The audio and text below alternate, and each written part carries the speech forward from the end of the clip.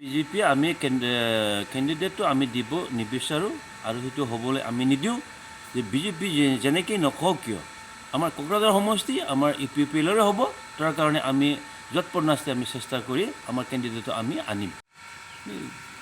যোৱাকালি ওদালগুৰিত যি ধৰণৰ কথা কৈছে দলৰ মিটিঙৰ মজিয়াত আমাৰ ভৱেশ কলিতা ডাঙৰীয়াই কি ধৰণৰ কথা বা কি মানসিকতাৰে কথাবোৰ কৈছে বুজিব নোৱাৰিলোঁ।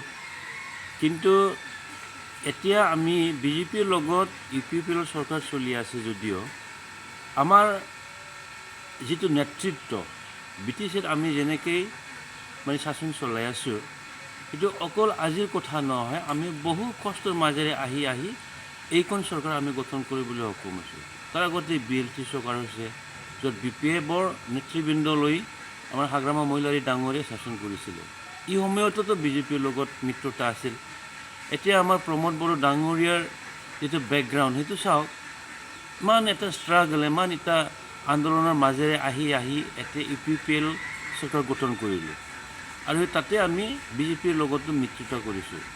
তাতে একোচ দুকোচকৈ আগবাঢ়ি গৈ এতিয়া ইমান দূৰ মানে খোজকাঢ়ি গৈছে আগবাঢ়ি গৈছে যে আপুনি মিত্ৰতা চৰকাৰ গঠন কৰিছে বুলি যে অহা 2025 যি ধৰণৰ মানে আপোনালোকৰ মানে সপোনৰ দৰে কথাবিলাক কৈছে যে BTC নিৰ্বাচনৰ যিটো মানে অংক সেইটো আপোনালোকে বিজেপি এতিয়া যেনেকৈ আগ্ৰাসন মানে কৰি পেলাই যি ধৰণৰ মানে শাসন কৰাৰ এটা সপোন আপোনালোকে দেখিছে সেইটো কথা মই ভৱেশ কলিতা ডাঙৰীয়াক মানে ক'ব বিচাৰোঁ যে আপুনি ইমান ডাঙৰ সপোন নেদেখিব, কিয়নো সেইটো আন্দোলনৰ মাজেৰে আমি বহুত কষ্টৰে এই BTCখন গঠন কৰিছোঁ। তাতে বিজেপিৰ কোনো অস্তিত্ব নাই। আমি যদি ইচ্ছা কৰোঁ বিজেপিক বাদ দি হ'লেও আমি চৰকাৰ গঠন কৰিব পাৰোঁ। কিন্তু এটা কথা যে আমাৰ বড়ো নেতৃবৃন্দসকলে এইটো কথা ভাবিব লাগিব, ইমান সহজত ল'ব নালাগে যে ভৱেশ কলিতা ডাঙৰীয়াৰ যি অংক সেই অংক কিন্তু বিজেপিৰ তৰফৰ পৰা সেইটো প্ৰিপ্লেন। সেই প্ৰিপ্লেন কৰাৰ কথা আমি আগতো জানে, এতিয়াও আমি জানো। আমাৰ বড়ো নেতৃবৃন্দসকলক মই অনুৰোধ কৰিব বিচাৰিছোঁ যে আজিৰ দিনত বিজেপিয়ে যি ধৰণৰ কথা কৈ আছে আমি UPPL হৈ সেইটো সহ্য কৰাটো আমাৰ কাৰণে সম্ভৱপৰ নহ'ব।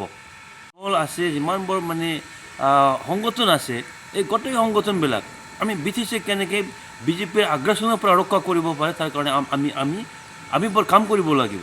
কাম কৰক, আগুৱাই আহক। নহ'লে আমি যেনেকৈ অসমৰ যিটো মানে এটাৰ পিছত এটা ষড়যন্ত্ৰ কৰি পেলাই আমাৰ BTCৰ হাতৰ পৰা আমাৰ BTRৰ যিবোৰ মানে ক্ষমতা আছিলে এইবোৰ ক্ষমতা এটাৰ পিছত এটা আজি ডিপাৰ্টমেণ্টটো লৈ গৈ আছে। গোটেই প্ৰক্ৰিয়াটো এতিয়া অসমৰ আণ্ডাৰত চলি আছে, সেইটো কথা আমি বুজিবলৈ বাকী নাই।